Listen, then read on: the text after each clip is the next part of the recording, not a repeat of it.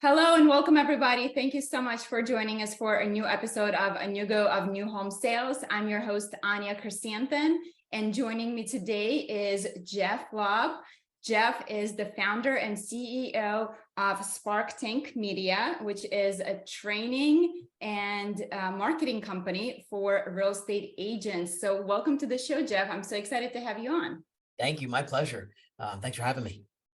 Well, Jeff, so for our listeners, let's get to know you a little bit better first. So for those of you guys who've never heard of Jeff, I had a pleasure of meeting Jeff at Inman Connect in New York City. I was attending as an attendee this time. So oftentimes I speak on stage just like you, Jeff, for home builder events. Yep. And so I really enjoyed most of your sessions. And my favorite by far was the Battle Royale, which featured 3 leaders from top real estate agencies, and it was a really interesting conversation. It got heated at times, but you definitely did a great job steering it and moderating it. So thank you. So Jeff, if you don't mind giving us a little bit of a backstory of who you are, how did you get started in real estate, and what is it that you do now? Sure. Thank you. So I've started in real estate really early on in my career, like 1988. I was probably 19, 20 years old. Very, very green in the industry, but a real sales, hustler, if you will. I was always looking to be in the sales arena. Real estate was a passion of mine. So I sold for probably 8 to 10 years in the residential world. Did very well for myself, learning, how to be proactive in real estate, not reactive and waiting for business. Spent time in the commercial space. I did venture into some commercial throughout parts of New Jersey. And then I got teased up into, let's call it the technology world a little bit. While I kept my real estate license and my investments, I spent about 10 years in the executive sales side of things when the .coms were being born. Back early days of the cell phone data services, all the way up through the .com boom. I rode it through the bust, jumped back into real estate. And believe it or not, from there, I then took different roles in real estate. It was broker owners, franchisees. I've worn the hats of those in the regions. And then I was an executive for a large franchise brand for about 7 or 8 years, where we helped them grow from 300 to 800 offices across US and Canada. So it really helped my footprint grow a lot. And then once I saw the needs changing a lot for agents and brokerages and teams, and even your audience, builders. I worked with small builders in my own marketplace for many, many years. And we wanted to start becoming more of a training and coaching company. We wanted to help people grow their sales, having all the sales background tied to real estate. I wanted to really help them level up their performance no matter what they were looking to do in their business. So here we are today. It's what we do for a living. And we've got real estate, mortgage, and title clients, helping them all level up their sales channels, their marketing, and their social media games. Wow, very cool. So yeah. Jeff, since you, and I assume your company is kind of like nationwide and you do some even international business. We do. So you see and you speak with a lot of real estate agents and real estate agents professionals. So as you mentioned, title, mortgage people, the whole circuit here. So what are you hearing now from people? If you could give us a little bit of a synopsis of, as we're heading into, we're in February still, so we're about to head into March. So really kind of like the typical start of your spring market. What are you hearing from people right now?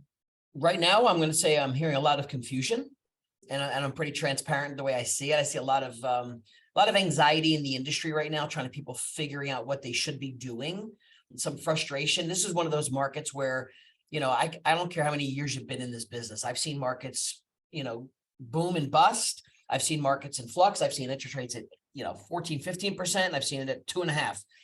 But right now, this is one of those really awkward markets I don't think I've seen, at least in most of my years, where it's throwing missed signals. It's throwing signals of there's supply issues. There's still inventory issues. And yet we've got other markets where we've got agents that are truly getting back to their core sales strategies, really connecting better with their customers, better communication skills, connecting better on social media, and literally blowing away their competition when others are trying to figure out how to sell one property. We've got some that are doing 8, 10, 12, 15 a month. And we're seeing such an extreme range. And I think the main factor of that is really getting people back to being super proactive with intent and a plan to really communicate better with people. And I think we've lost a lot of that in the past 3 to 5 years. It's a lost art.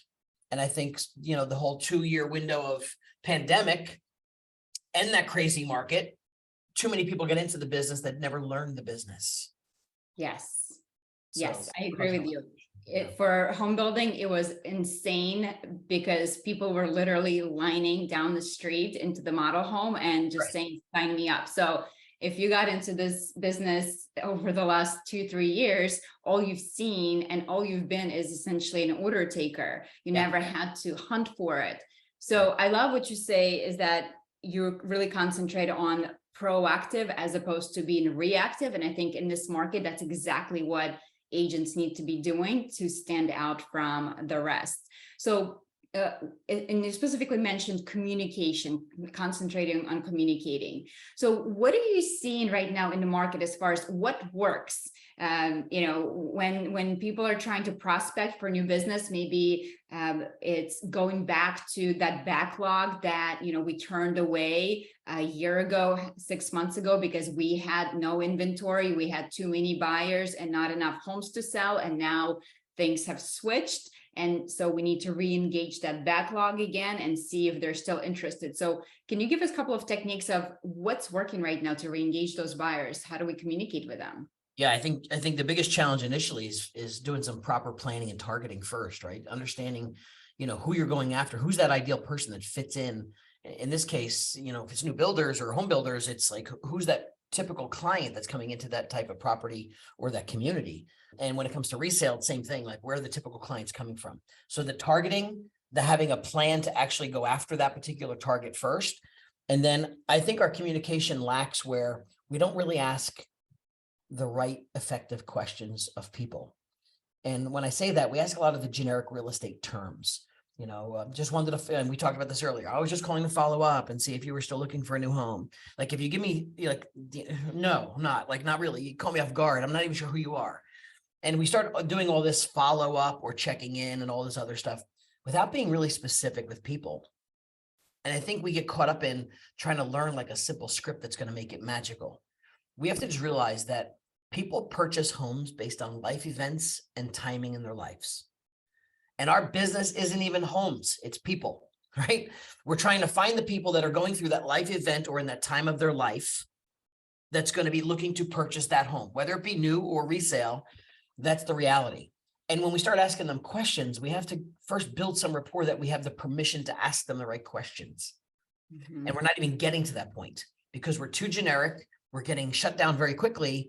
And because of anxiety or not knowing how to have a good conversation, they shut down as a sales rep and say, okay, well, I'll just put you down and follow up with you in another 6 months. And they bow out of the conversation rather than, help me understand more about what made you look for the new home 2 years ago and what might have been changing now. What was it that brought you to the model home 3 years ago? And we appreciate you coming, by the way, because things were a little crazy back then, and being able to have a conversation about what made them start.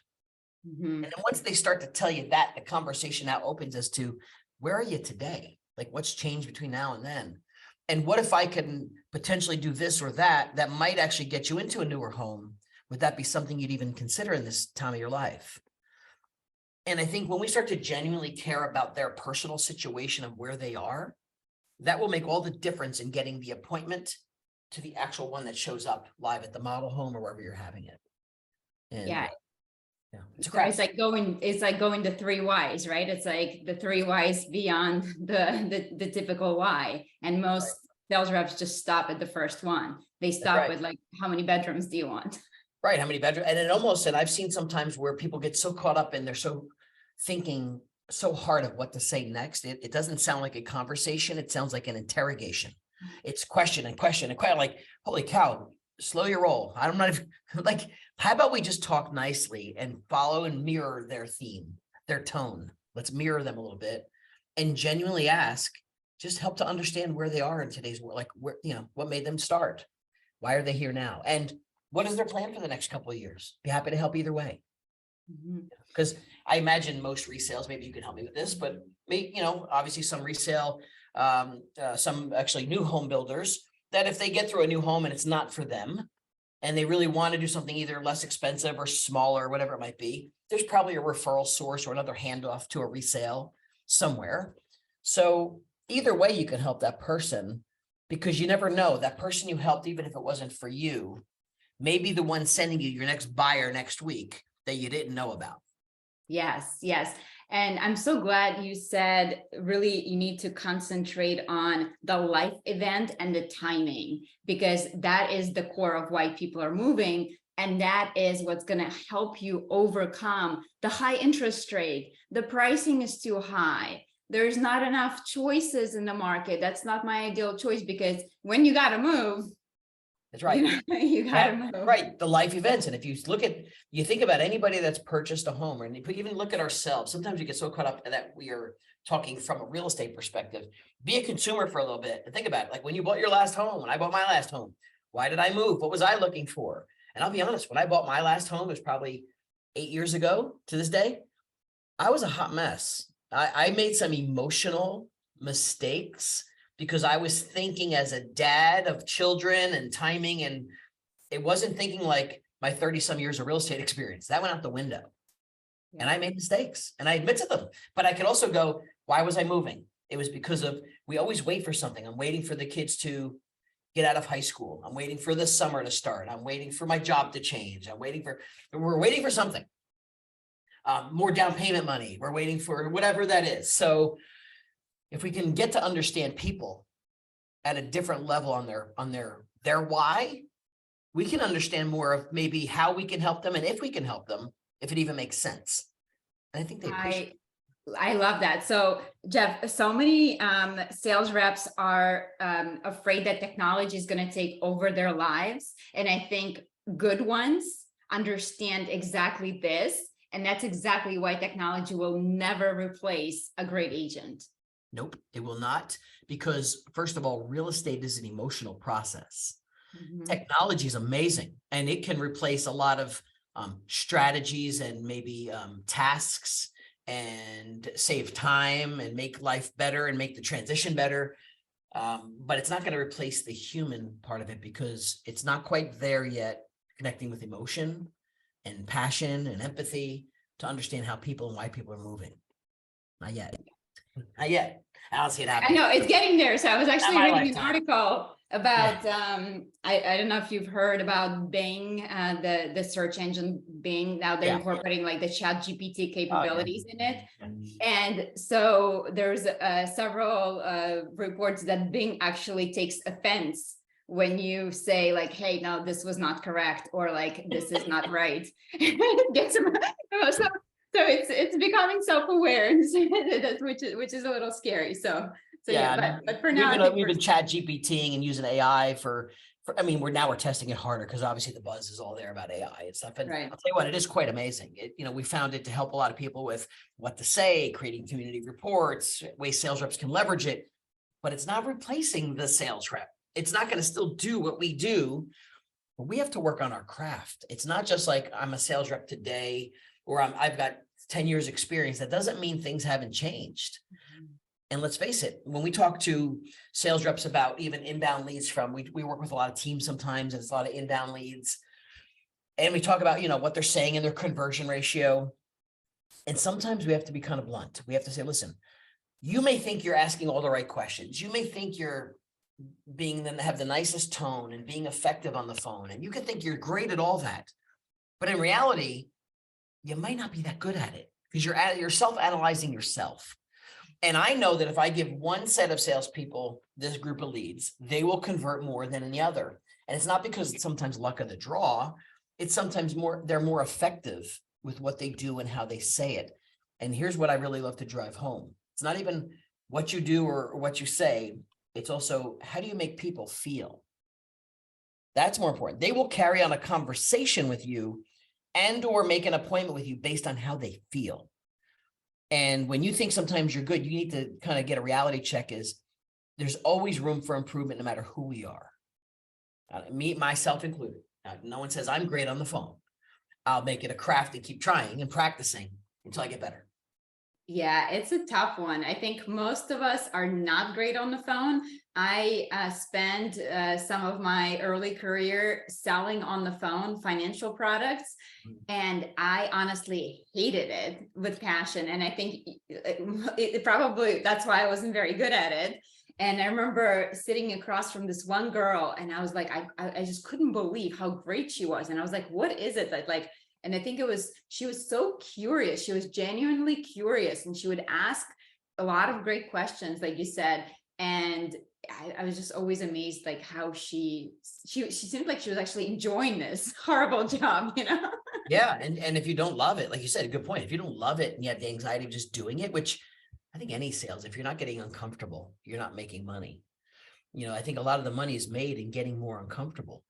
And that's the fear part of, it's nice when just people show up and I'm at an open house, boom. Now you still have to be good at that, because I've seen some really horrible ones, but are you good? They walk through the doors even in person with a wall up, that's like this defense mechanism. They don't want to tell you too much. They don't want to make it feel like they're interested. They think they got this whole strategy of how they're going to, play this game until they love it. It's just genuinely just make them feel like you care. And I think a lot of sales will start to happen on their own when you can see if it's a real fit for them or not. And sometimes it's not. I've made more money with clients talking them out of things sometimes that weren't really right for them until something was really right for them. And I've just gave them my honest opinion. I don't think this is a fit. You might need to be, you might need that extra bedroom. I'm going to tell you why. It's your money, but, and when they hear that, they're like, well, you're not really trying to sell me anything, because I'm not. I'm really thinking as an advisor to you, here's what I would do. And I think they appreciate that so much more. Oh, absolutely. People can smell when you're desperate, and when you're desperate for that commission, and you're like, I need you to buy this, it turns people off for sure. So let's talk a little bit more about connecting with people. And I think connecting with people online, because these days everybody's online. So can you tell us a little bit about some of the tech tools potentially, or, what are people using in the resale market to connect with their audience online? As you said, once we identify like who is that ideal customer that we're going after, right? Maybe we figure out where they're hanging out. So how do we reach them?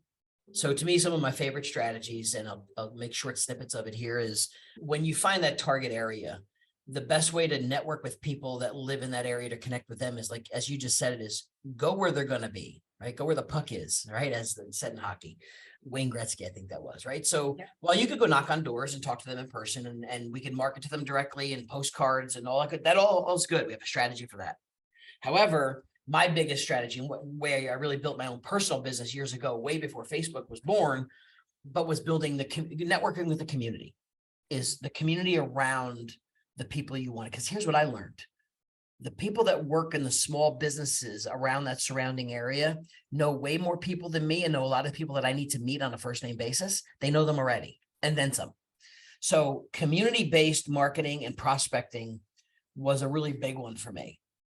And with today's Facebook business pages that are out there that usually don't generate much results for anybody organically, we teach them as a simple strategies to leverage a Facebook business page by giving it a highly perceived name, a name like the best of,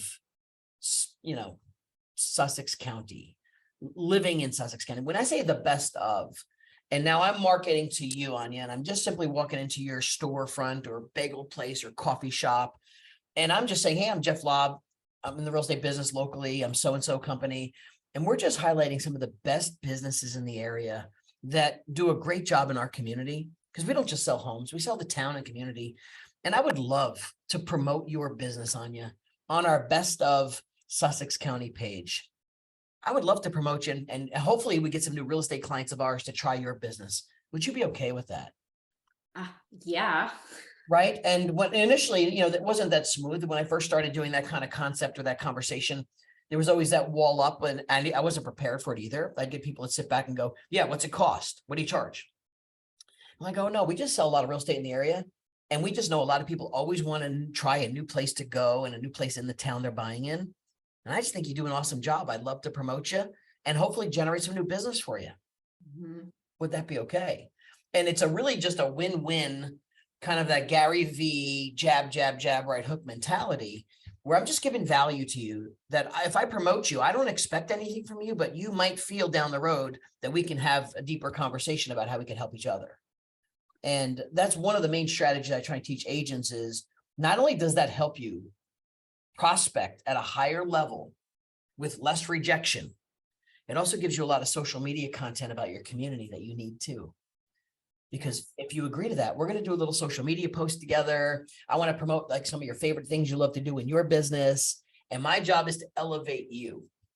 If I elevate you, it's only win-win for me, right? So that's a strategy we teach on prospecting. I love the strategy. I think it's like becoming the mayor of your town, right? Like, or becoming the mayor of your neighborhood. So you guys, when I used to sell in the community back in the day, I would always make a point to go for lunch to like the same place for a while, right? Like, because you get to know the owner, you get to see the people who are there. And instead of just like taking out, I would sit down and actually eat there.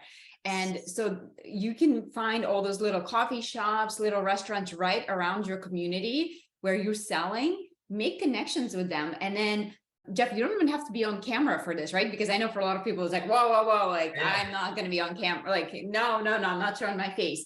So like, as you mentioned, just taking picture of them or of the coffee shop or whatever, right? Like, and maybe they have like something special going on. Like, what's your favorite thing about it? Doing even a short interview with the owner if he's up for that. So there's a lot of different ways that you can do that. You don't have to personally be on camera if you're on site, but I will definitely say it's a big plus if you can show your face. How do you feel about that, Jeff? 100%. So to me, it's if we're a fear of being on some camera, which we got to get over first of all, but secondly, it doesn't have to be, right? It could be a photo of the little heart-shaped foam thing they put in my cappuccino that made, and tagging that person and tagging that location is one of my favorite places to go grab a cup of coffee. And like, it's all about creating the content while elevating the person. Remember, it's not even just about posting. And here's where we make a big mistake. It's easy to go into a place and share some of your favorite things. Like my favorite things, it's my favorite place to go grab a steak or my favorite place to go grab a beer. But the biggest point we're missing is connecting to the owner or the managers of those locations that we get to meet that know probably 500 to 1,000 people that I don't. And connecting with them, trying to give them value of the connection that I'm doing, not just making posts. Making posts gives me good social content, but doesn't give me more people to talk to. Yes. So the whole goal, and we miss that message because it's easier with less fear to just make posts about cool things you enjoy about your community. And it's not bad, but the biggest opportunity is me connecting to you and having a conversation as to why I want to elevate you. And you thinking, wow, what a really freaking nice guy. This is awesome. And then we do something on social together with a post and tag. And then you see me again in 2 more weeks. And then you see me again in another month. And now all of a sudden I'm that guy and you're that one, like we're back and forth with, hey, how's it going? Now we create a relationship.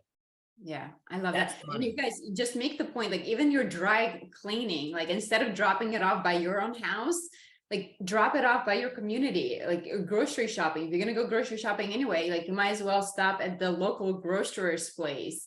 So there's a lot of opportunities where you don't even think about like, oh, that's not where I usually do business, but like make it your business to do business where you sell. Yep. And you can't be a secret agent either. That's the other caveat. Is there's too many secret agents running around that not even like, oh, I wear my name badge. That's okay. You wear your name badge. That's great. That's awesome.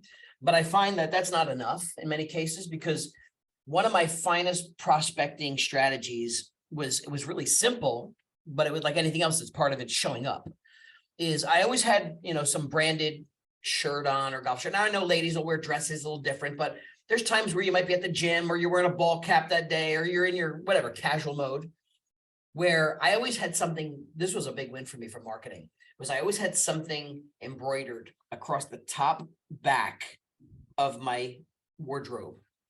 And it was a simple example. It was like Jeff Lobb, how real estate gets done was my slogan. And then maybe my logo, but something there said real estate. That if I was either standing in line at Dunkin' Donuts, which I did with intent every morning between 7:30 and 8 o'clock, and I'm not driving through the drive-through because my business is standing inside. right? So I could feel them reading the back of my shirt. If they're standing behind me and I'm a short guy, I could almost feel it. And there would be people who would just tap me on the shoulder. Hey, you in real estate? Oh yeah, I am. What's up? How can I help you?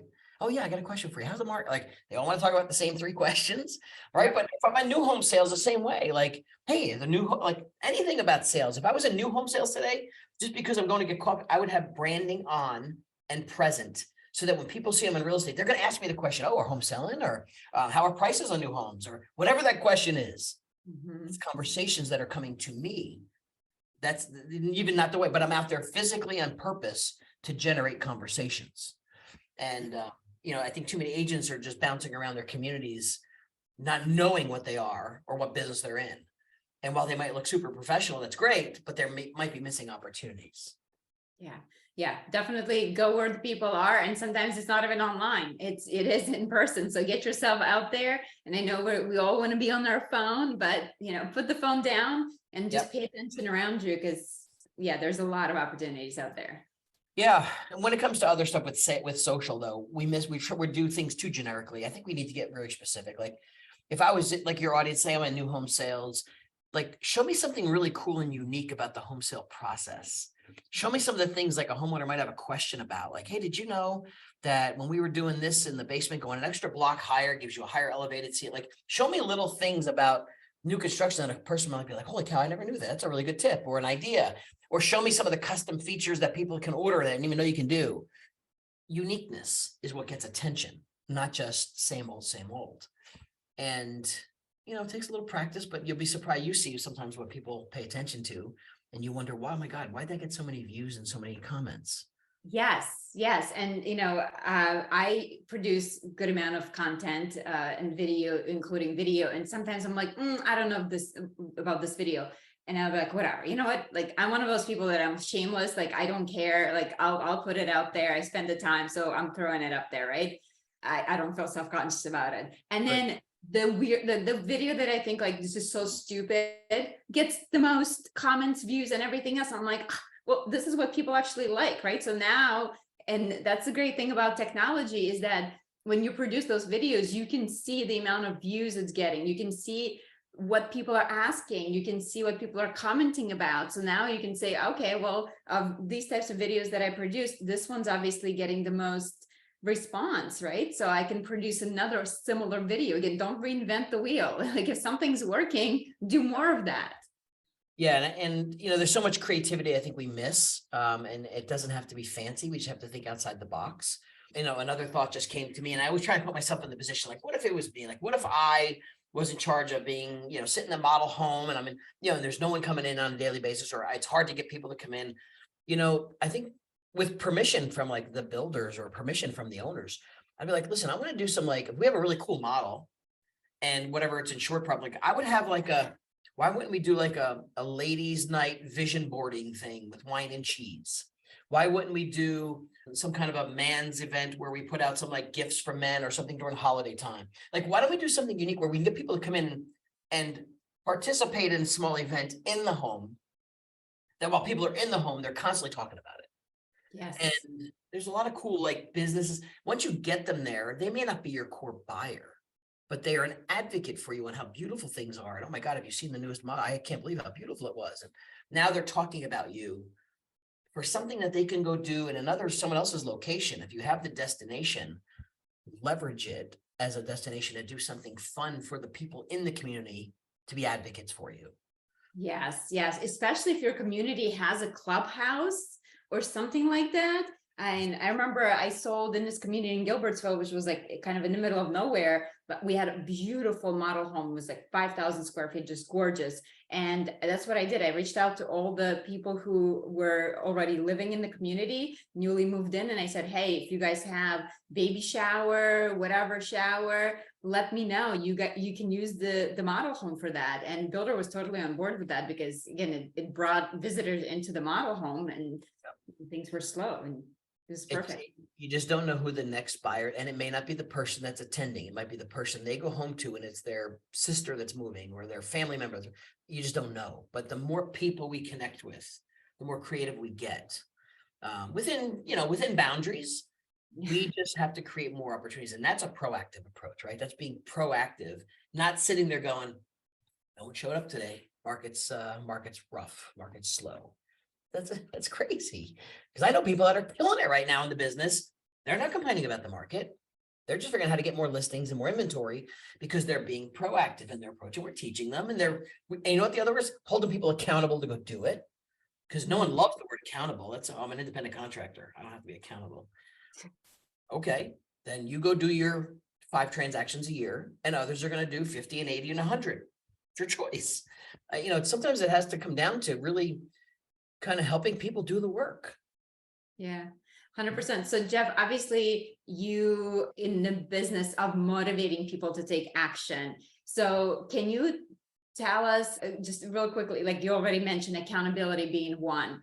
What are some of the best practices that, like, if I'm trying to get better and I'm trying to work on my craft, what are some of the best practices, whether it's like finding a buddy, finding a coach, what are some of the things that I can do to ensure that I'm more successful than somebody maybe going it alone? As I'm sure you've seen thousands of real estate agents, and some of them do a lot better and others fail. So why?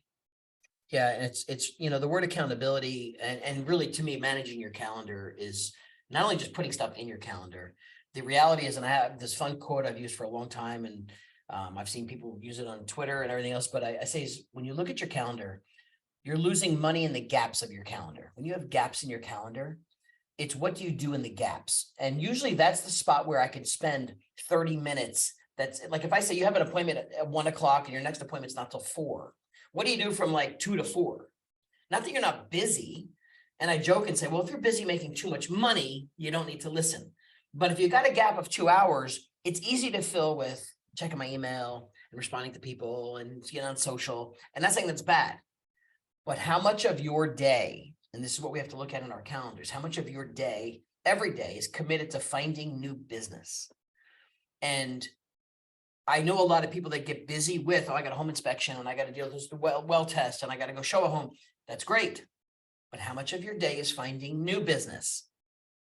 And when I look at people's calendars, I can usually tell the success of an agent by looking at their first week or two they send to me. Mm-hmm. And I'm going to look at it. And all I want to say is not be hardcore about it. It's just, where are you filling your funnel? Where's the next buyer and seller coming from? And that's the hard work they don't want to put in there because it's easy to skip over. Yes, Jeff, you're 100%. Like, I remember going back to my selling days, I would do everything possible because you can find, like, there's so much to do in the model home, even if there's no people coming in, there's stuff to do, right? Like your backlog, everything, and then everything gets, like, prospecting gets pushed to the back burner because nobody wants to prospect. Nobody likes to prospect. So is there a way to make it fun, or like how do we fall in love with prospecting? Well, sometimes it has to be fun, but also there has to be a pain point too. There has to be like what happens if you don't prospect? In some cases, like in a real estate agent, nothing. My day goes on. So there's really no felt loss or pain, and not that we want to feel pain, but if you don't do something, there is always a loss. You just don't see the money you're losing because you're not getting it. Mm-hmm. If I could share a quick story that might put this in perspective. Is years ago, maybe 4 or 5 years ago, I was coaching a young CEO of a tech company, actually in the real estate space. It was a one-on-one thing we did, work with him for 6, 8, 10 months. And he said to me straight up, he goes, hey, listen, I'm stuck. I got to get this thing for my company. I have 42 employees that are going to be impacted by it. I can't get my head wrapped around it. I need you to push me or something. We got to do fine. So it was that important. And he said it would cost everybody their health benefits or something like that. So I said, okay, when's it due? Give me a deadline. I said, pick 2 days before. He gave me a deadline. Great. So I said, okay, I want it on my desk or email by this date. And he went, okay, done. I go, no, I'm not done with you yet. Like, that sounds easy. Just put it in your calendar. Okay. I said, $5,000. And he went, what? I said, $5,000. He says, $5,000 what? I said, if it's not here on my desk by that time, you're going to write me a check for $5,000. And he said, I'm going to pay you $5,000 if it's not done. I said, yeah. Mm-hmm. And I was waiting for the pushback. I just said it. This was not a plan. It just came out of my mouth. I could have said anything. And he went, okay, done. Okay, we moved on. Next thing you know, I said, okay, when did I actually get it? And people go, you probably got it like the same day before. I actually got it a day and a half before. Now here comes the psychology of accountability. I said, okay, so I have to ask him. I said, dude, first of all, good job. You got it done. Help me understand. Why did I get it the day before? like the morning of the day before. He's like, well, dude, I'll be honest. It was harping on me a lot. He goes, it was a big file. And I didn't want to screw up and send it to you the day of, because if it bounced back and you didn't get it, like I would have missed the deadline. So I said, you were really concerned about missing my deadline, weren't you? He goes, I didn't want to write you a check for $5,000.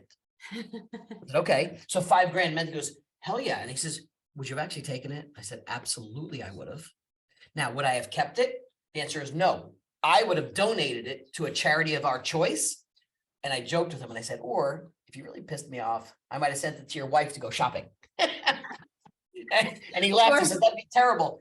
Or to a political candidate you don't like. Or the opposite of a political candidate, right? Something that makes you. And I said, so he goes, yeah. And I said, what if I said $50? And he's like, yeah, it's lunch. I probably would have gave a crap. I said, so $5,000 was, I picked $5,000 as a number. He goes, it really pushed me to do it because I didn't want to. So when I ask real estate agents, just to jokingly using that story, I go, if I said you have to prospect 1 hour a day, networking in person, on the phone, like whatever we choose, 1 full hour, and I'm going to hold you accountable to it, would you do it? And they were like, yeah, sure. I said, if I said you didn't do it and you had to write me a check for $5,000, how many would you do it now? I would all do it. Well, okay. So $5,000 was just a number, but it's a pain point. Like there's the accountability part. If I don't do this, this is what it's going to cost. And sometimes not everyone responds to that, but that is one of the methodologies that says, I really need to do it. And really the only thing you're helping me do is make more money. Like by doing this, you're going to make more money. And by working on it, you're going to be better. But there has to be a penalty of some sorts if you don't, because in an independent contractor world, no one's going to care. And you're going to just go out there and starve and be a statistic out of the system. And you're going to blame something, the market, my broker, this sucked, that's the leads were bad. So we always have to find out what's the why and what's something that's going to be really kind of hurting them in a way, not a real physical way, but in a way that they will be kind of forced into doing the uncomfortable work. Yeah. And that's only some of the ways, but others are triggered by different things. But this was an interesting exercise for sure. Love that. So Yeah. Jeff, if somebody wants that push and they want you to push them, what's the best way to connect with you? Where can people find you? They could find me on the easiest way, probably email or social, Jeff@sparktankmedia.com. You can hit me up on Instagram. It's at Jeff Lobb or Facebook or whatever platform you choose. I'm on just about all. Email's the simplest. And then we can chat from there. Yeah, always happy to have a conversation. Awesome, Jeff. And I can attest to you guys that Jeff puts his face out there. So definitely go follow him on social media. I'll be sure to link that in the show notes. You can see his beautiful face and all the motivational push that you need. Jeff, thank you so much for being on today's show. I think this is just the reminder that our listeners needed. I love the how you said going back to really the core of life event, the timing. Guys, remember when you're dealing with a prospect, unless you get to that, all of that surface stuff is not going to get you that connection. So if you can connect with your prospects, so go the 3 whys deep, whatever you need to do. And again, being proactive in this market is the key, not reactive. And if you need to put some money on it, call me. I'll take your money. I'll keep you accountable. You can do a lot of stuff with that. Yeah. And if not, Jeff will do it for you for sure. So, so thank you for being on. And if you guys want to connect with Jeff, he does a lot of speaking, a lot of trainings. So definitely Inman Connect, that's going to be coming up in Las Vegas in August. Where else are you going to be speaking this year? So I speak at a lot of, brand events. I speak through a lot of associations. Obviously if there was a builder out there that had an event too, or something they want to invite me into, I'd love to have a conversation about that. Sales, it has its variables. It's not just about real estate agents, but it's about a lot of ways we could generate more transactions in our business, help us all. So I'm open to those conversations. Love it. Well, thank you so much, Jeff, and enjoy the rest of your day, and happy selling, everybody. Appreciate it. Thank you. Bye.